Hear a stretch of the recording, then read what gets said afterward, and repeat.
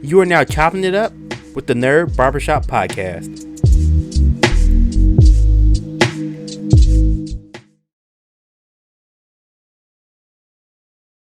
Thank you. Welcome to a brand new episode of the Nerd Barbershop Podcast. Of course, I'm Taryn Williams. Thank you so much for clicking on this episode and hanging out with me for a little bit. So in this episode of the podcast, I'm going to be talking about the recent shutdown of the reboot, relaunch of G4. Even though G4 was kind of an old school classic video game TV show that was on cable, they decided to reboot it actually last year in November. And as of October 17th, 2022, they decided to shut down the company again. Comcast pulled the plug on it. So on this episode of the podcast, I'm not going to be talking about really too many negatives. I'm going to hit some negatives, but it's going to be mostly positive. I really feel like the G4 reboot did some really, really good things, but I think just the timing and how it was maybe kind of structured didn't really benefit what they wanted to do in a whole, or as a whole. This is some of the negatives I want to talk about the G4 reboot. Honestly, I kind of talked about this on Facebook with someone, or IGN post, when they posted their article on Facebook, and people were talking in the comments talking about it, and a lot of people were saying like, oh, the downfall of G4 was with Frost and the rant that she did, which I'll talk about in a little bit. I honestly don't think it was that bad. Her rant wasn't, in my opinion, wasn't bad. I think it was necessary for them. And it was talking about just how, women in video games and streaming in kind of the space, how to get treated online and just the comments and stuff like that. She just really hit on that. It's kind of a very synopsis of what she said, but she really went in on it. And it was so funny, like, during the episode, she said, like, she wrote it out, but she didn't, like, really present it to anybody because she was like, nah, it's not going to work. And then the producers actually put her speech into the teleprompter, and they were like, go for it. And she was talking about just, how she felt about people, like, in chats and online and being looked at and kind of sexualized and all this stuff. And she was really going in on a lot of, people kind of streaming and like people in chats and watching streams and how they objectify women and stuff like that. And a lot of people after that were saying like, oh, it's a rant. Oh, G4 is woke. Oh, because one of the things she said was, if you don't like her on the product, just don't watch the product. Like, she's one of the main hosts that they hired, so she's gonna be on a lot of things. Like, just don't watch it. And people are like, oh, they're not gonna watch it, and it's a rant. Oh, G4's too woke now, and blah blah blah blah blah blah. It was really stupid. But a lot of people said that was the downfall. Like, no, that wasn't the downfall. Actually, that was probably one of the cooler things about it, was that she was able to speak her mind on this platform, really on a pretty solid platform. But really, the biggest downfall of the G4 reboot was the timing. Like, when G4 initially came out, early 2000s, mid 2000s, there were no gaming channels on TV. Like, you just had you had websites like IGN, you had Game Trailers, GameSpot, Game Informer, PSN, Xbox Official Mag, Nintendo. You had like a lot of those places, PC Mag, stuff like that. And G4 was like the only channel on on cable TV where you could find gaming stuff with Cheat and XPlay, Attack of the Show. You had Code Monkeys, which was an animated show. You had a lot of stuff like that, which was really fun. Now in 2022 or 2021, when they rebooted the channel, G4 is not needed. There's thousands of people on Twitch and on YouTube that do video game content. People have their favorite Twitch streamers, their favorite YouTubers now, their favorite podcasters, their favorite, TikTokers that cover video games. G4 was not needed. And I really feel like Comcast was really just cashing in on the nostalgia of G4. Like, they didn't really care about, making it something that gamers could really enjoy. They were just trying to cash in on it. Nostalgia, cash in on like the rise of video games, how gaming has gone since the G4 left, how big video games are now.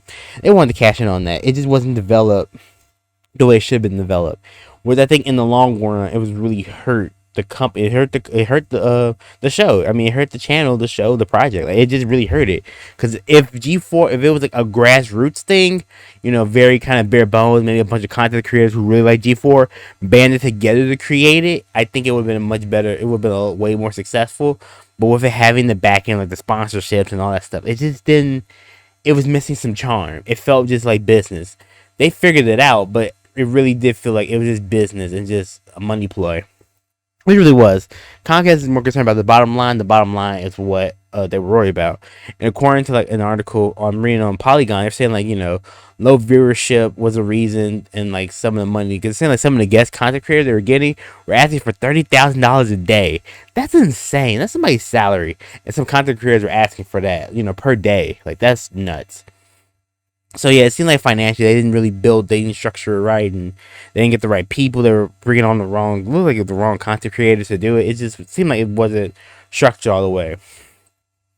One of my other negative thing about G4 was I feel like they had some really good. One, I feel like the beach house that they did in the summer before it launched, because they did the beach house in 2021 in like July and August before they actually launched the channel in November. I didn't care for the beach house. The beach house I think didn't really do what they wanted to do. Again, I don't think it really built hype. It just kind of was, I don't know, like treading water. Like it was really like I didn't care for it. I don't think a lot of people really watched the beach house stuff. Everybody was waiting for them to actually launch and get the building and stuff like that. When they got the building, and also like when they got the building, it took G4 a little while before they found their groove. It took a few months. It took like maybe 3 or 4 months before they found their groove. But when they found their groove though, they started dropping some really good content, really good videos, some good skits. It started to click. And you can see all the hosts kind of starting to click. But I think it took them a while to build it, to like get their momentum going. I think that really did kind of hurt the steam of the G4 reboot. Also, I feel like they didn't, just the way they handled the channel, where they actually made the YouTube channel, like they had the G4 YouTube channel, they had a YouTube channel for Boosted, which is one of their show, a YouTube channel for X-Play, a YouTube channel for Attack of the Show. They shouldn't have done that. They should have just made all their shows playlists and the big overall YouTube, the G4 YouTube channel. Like why they broke up their viewership like that? That was kind of stupid. So instead of all of those views being in one place, you just could find a playlist and stuff. Now it's in different places, and of course, X-Play Attack of Show will get more subscribers because those are the shows people remember. Those are the shows people are attached to, especially like X-Play. And then they just I think they feel like they shot themselves in the foot by doing that. But some of the business strategy wasn't on point. And also, kind of get back to the business strategy, I feel like they didn't utilize two of their newer shows. They had it Boosted, which was their esports show, which they made it too goofy. They did stuff on Boosted that they did on Attack of the Show, like these little like projects of them like building like go-karts or like building these little like cars. I remember for Rocket League they built like these like cars that they played with, and some other like really weird stuff. Or they had like Tasty Steve and Alice Valle for Street Fighter 5, and they were playing that, and then and Golden Boy played Avali, and if whoever lost, they had to wear a Chun-Li outfit. Stuff like that. I'm like, that's not really what Boosted should have been about. Boosted should have been about improving, as an esport player. They should have been talking about settings on the keyboard or like your first person shooter settings. Like, what's a good setup for keyboard? What's a good setup on controller? Like, the sensitivity on the X and Y axis. Like, they should have done, what's better, a arcade stick or a pad, for fighting games. There's a lot of other topics they could have covered and boosted, and they just didn't really do it. They made it kind of goofier. I thought it should have been. I liked I forget what it was called. Like when they would start the show with like a news desk where it would be like them cold reading or whatever on the teleprompter from like esports news and stuff like that. That was fun. Like the news desk was really, really good. What Avali and Frost did. It was super dope. Also, yeah, Avali, Frost, and Golden Boy, who were all in esports, different, Frost and Avali came from League of Legends, Golden Boy came from Halo and some other stuff. You have these three experienced esport commentators, but you just don't really use them properly. And I think that was a big miscue in my opinion. Boosted could have been so much better. They could have came out with like, maybe thumb workouts for your thumb to help your dexterity and stuff like that. All these little things that could have made Boosted really, really esports focused and help people really improve their games and up their games. They made it kind of a comedy and just kind of like you already had Attack of the Show that did a lot of stuff that Boosted was doing.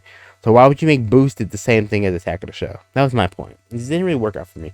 Also, Invitation to Party, which was their live or not. Well, it wasn't live, but it was them doing it. Sometimes it was live, but them playing Dungeons and Dragons, which was so good. Like it was so good, so much fun. B Dave was cold. Like B Dave, who's the dungeon master, was super sick. He does D&D campaigns and stuff like that online with other groups and stuff. He was so good.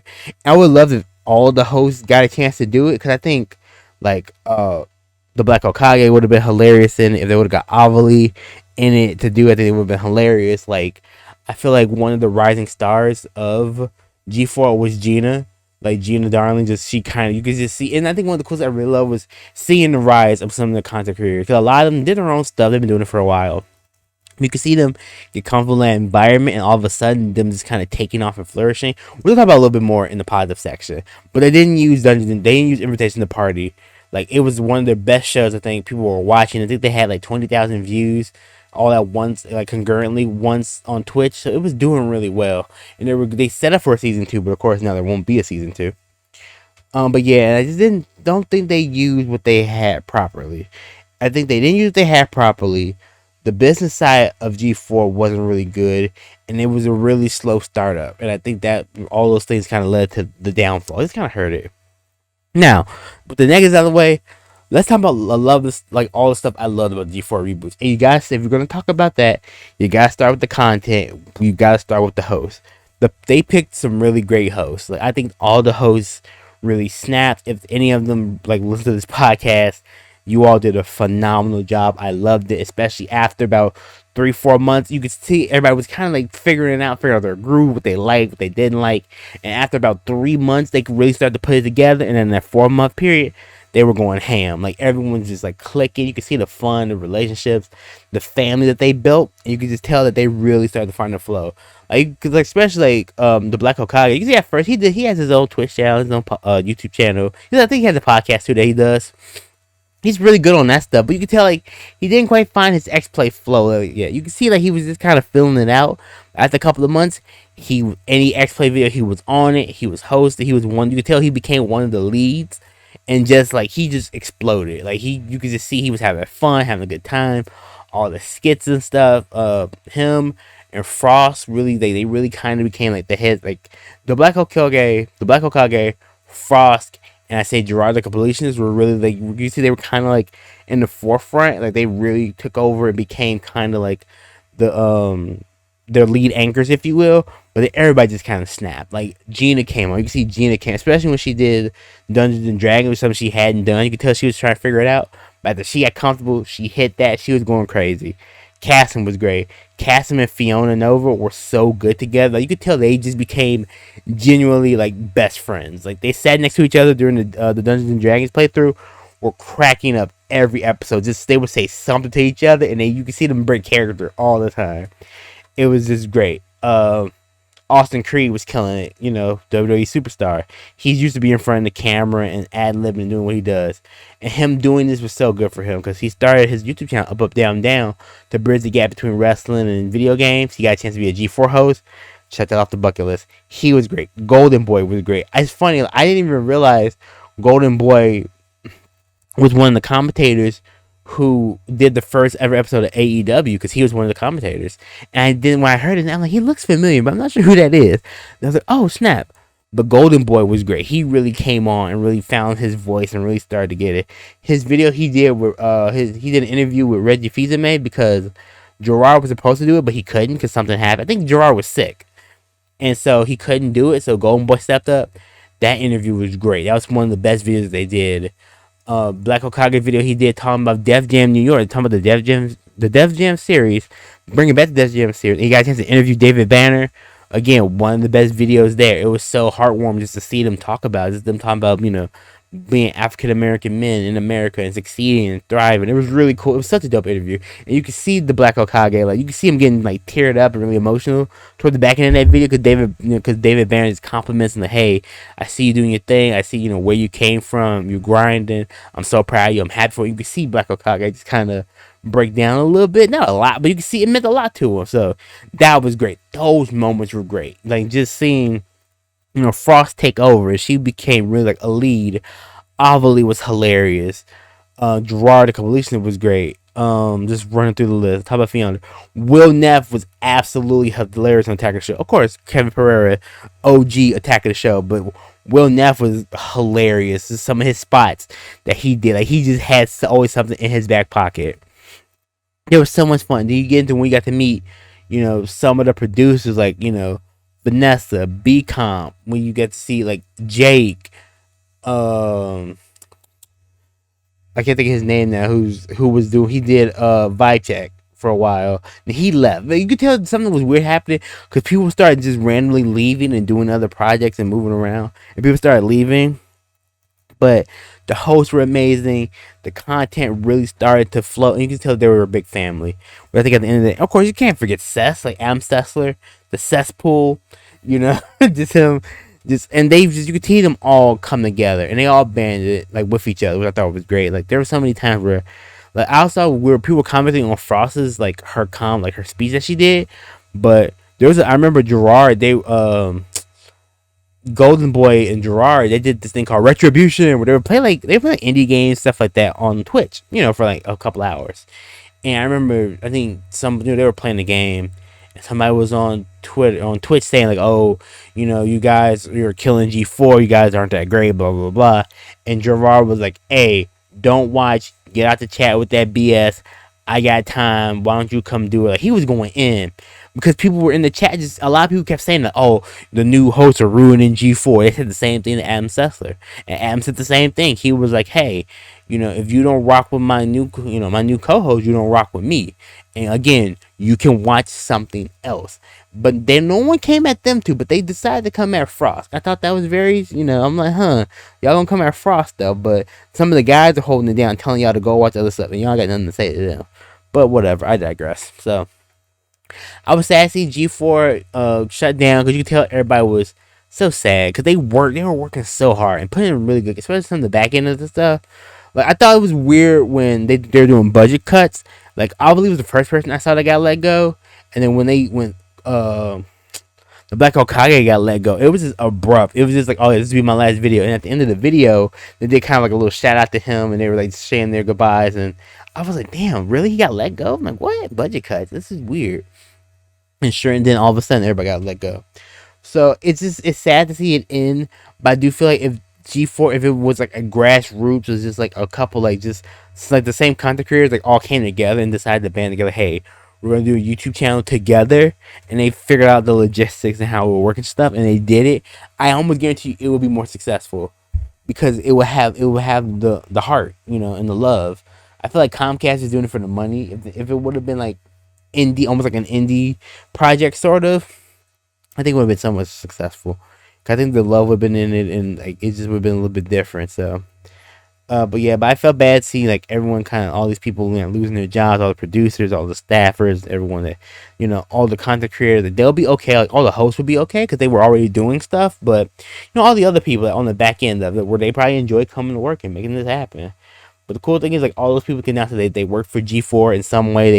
They did they had some really great videos, and I hope some of those videos still live on in time because there were some really good like gems that they produced. So shout out to everybody from the G4 reboot. Again, like I said earlier, if anyone from the G4 reboot happens to listen to this podcast, shout out to you guys. You guys did some amazing work.